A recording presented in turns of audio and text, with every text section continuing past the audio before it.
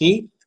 Just got back from the Cubbies game. They beat the Arizona Diamondbacks, and as always, for students and fans of affecting professional baseball stadiums, any kind of sports stadium is usually a pretty fun place to be. There's all kinds of stuff going on. Some is smart, some not so smart. I'm just talking about the fun and smart stuff. First of all, I share my rhino of the day for today out of my collection of about 1,000 rhinos.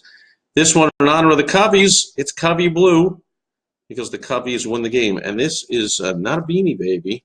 This is known as a belly flopper.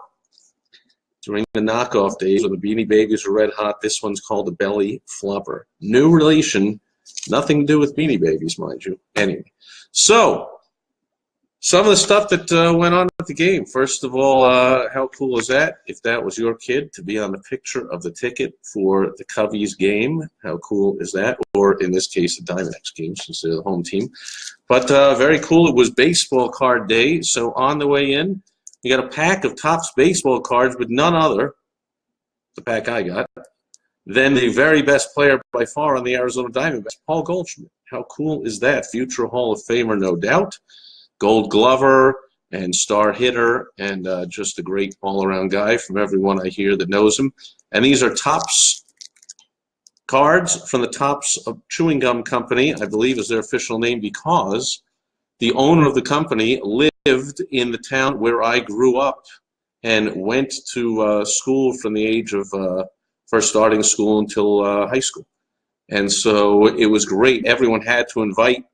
The daughter was my age, one of the daughters. Everyone had to invite her to the birthday parties and whatever because she always brought great gifts. I remember getting people get, I remember once I got a whole sheet of, uncut sheet of baseball cards, which of course we immediately proceeded to cut up.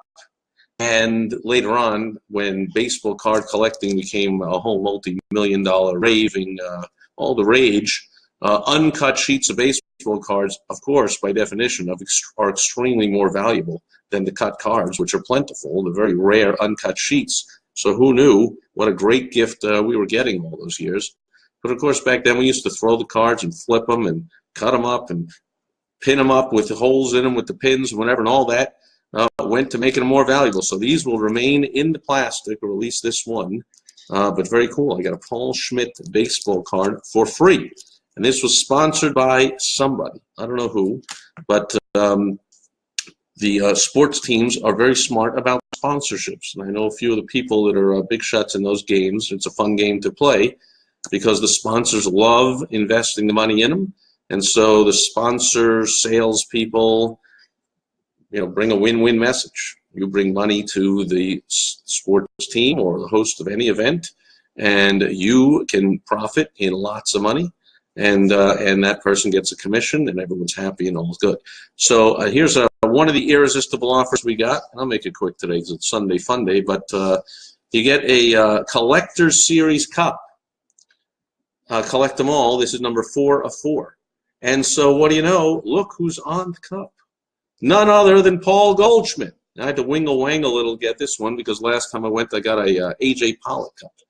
And he's number 3 of 4. So I figured why not, collect another one. So I got another A.J. Pollock cup. And then I brought it over to a stand where I saw they had Paul Goldschmidt cups and said, come on now, can I trade? So I got the Paul Goldschmidt cup for free. And the way this one works is you pay $7.50 for the lemonade, or I guess whatever drink you got in this thing. And then you can get refills. You can bring it back to every game the rest of the year or whatever, refills at the game, and thereafter only $2 each. So that's one form of an offer. The WOW strategy, I'm talking about the middle letter, the O, stands for the irresistible offer. Want to make yours irresistible. Paul Goldschmidt, by the way, smashed a home run, always fun to see. And when he did, it lit up the scoreboard with a promotion of a free, some kind of burger at Jack in the Box, free double jack or jack something, whatever it said. And I don't know if you have to, there's a weasel clause, as we call it, where with purchase of a drink or fries or something like that. But if it wasn't, it's just an irresistible offer. An Arizona Diamondbacks player hit a home run today, go in tomorrow or the same day or whatever. I assume you show your ticket stub from the game and you get a free burger. Now, why would Jack in the Box, why would the restaurant do that? Hopefully you can figure that out.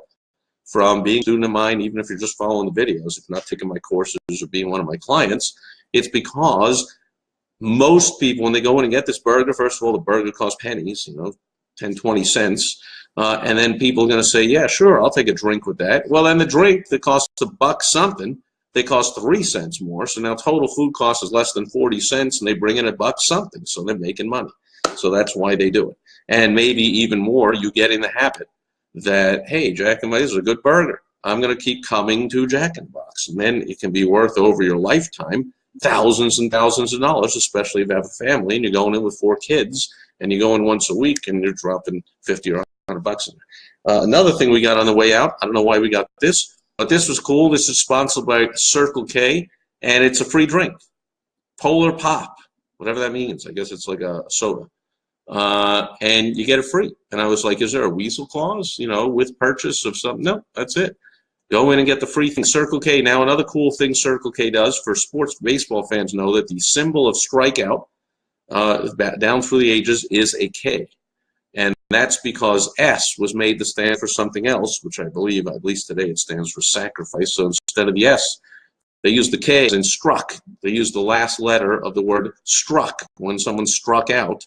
And so to this day, K is the symbol for a strikeout by a pitcher.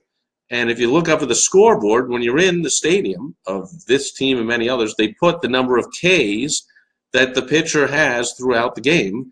And in this case, very smart that they sold that sponsorship to Circle K. So they put up Circle Ks up on the scoreboard with a big sign, these are Circle Ks, it's sponsored by Circle K, and on the way out, maybe they had to throw a certain number of strikeouts for you to get this. Maybe there had to be 10 Ks in the game or something like that, which, by the way, the pitcher for the Diamondbacks today struck out 4 batters in the first inning. Now, if you know anything about baseball, you know there's 3 outs in an inning, so you're going, Steve, you must have just misspoke. There's nobody can strike out 4 batters in an inning. Actually, it was the second Diamondbacks pitcher ever, if you believe what they put on the scoreboard, to do such a thing, to strike out 4 batters in an inning. How'd that happen? 1 strikeout, 2nd strikeout, 3rd strikeout. It was a wild pitch. The catcher didn't catch the ball. That's the rule. With 2 strikes, catcher has to catch the ball. If he doesn't, he gets to throw to first base, tag the runner, whatever, but it becomes a forced play at first base. But this thing went all the way to the backstop, run around to first base, safe. So now there's 2 outs, man on. Next guy got on a walk or something, and then he ended up striking out the guy for the 3rd out. Actually, in the Cubbies, that guy who got that way scored a run. So in the inning with 1 hit and 1 walk and 1 wild pitch, and they struck out 4 times in the first inning, and maybe that's why we got this thing from Circle K for a free drink. That's, folks, what I call an irresistible offer. It's free. And on the way back, we're driving up to get on the highway to come home, and there's a Circle K on the corner. And I'm like, honey, do you want to go out and get your free drink of Polar Pop, whatever that is? And something you got to take into account when you do your irresistible offers is it's something that your target market wants. So if your target market is teenage kids or college students or dead broke people like I was when I was a college kid pretty much, what a great thing. If you are somebody that's driving by like us and has somewhere to go, we just came from the game and we're fine, we ate, drank, we're merry, whatever, we just want to go home, stopping off and going through the trouble of going in, even when it's free, you got to count the time and the effort to go get it. And to get, 5 cents worth of soda for free, even though they sell it for $1 or whatever, it's a nickel's worth of sugar and water, wasn't enough to make us stop. However, I'm sharing it here, so maybe somebody here is going to say, I love Circle K just because they did that, and then the offer worked. So, irresistible offer to the right who, when delivered in the right way. And that, folks, is the wow strategy. The right who, right irresistible offer, delivered in the right way, wow. That's what happens to your bank account and your clients and the conversions on your irresistible offer. So that's it today. There's my my booty, my take from the Cubbies game. Ticket stub, free baseball cards, free drink. Got the cup, collector's cup of the best player, Paul Goldschmidt. Watched him hit a home run. Watched the Cubbies hit back-to-back home runs at one point. And when they sang "Take Me Out the Ball Game" in the 7th inning stretch, it was the loudest yell from the Cubbies fans. I mean, that place was at least 3/4 Cubbies fans, and they were much louder and more animated and excited, not to mention they won the game, than the Arizona Diamondbacks fans, a lot of transplanted Chicagoans here in the Sunshine State.